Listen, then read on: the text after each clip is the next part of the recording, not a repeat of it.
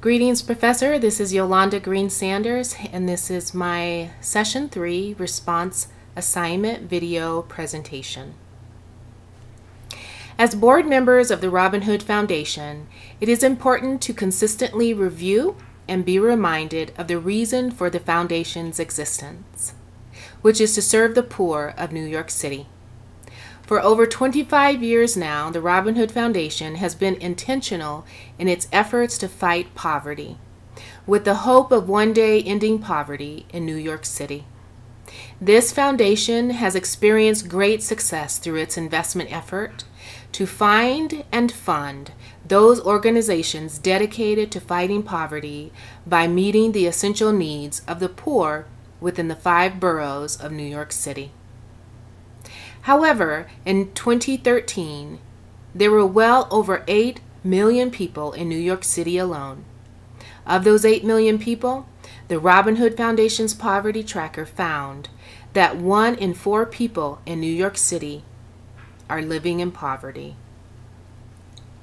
Robin Hood's Executive Director David Saltzman speaks to the dichotomy of the rich and the poor in New York. He says, "New York is arguably the richest city in the world, and yet we still have over 1.8 million New Yorkers living in poverty." It is mind-boggling, board members, that such a polarized tragedy exists in New York City.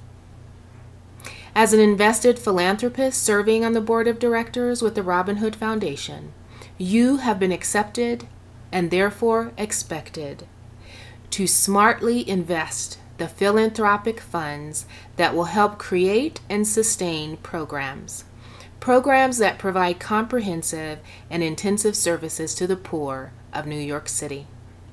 You are responsible to conscientiously manage these funds as a board, not as an individual, and to remember that the assets your investment decisions may create are solely for the benefit of those that cannot do for themselves.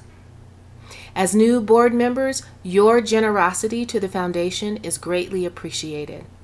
However, it is important to state that the Robin Hood Foundation's goal is not to increase your wealth as a board member, and therefore does not allow board members to invest in hedge funds that you may be personally involved with.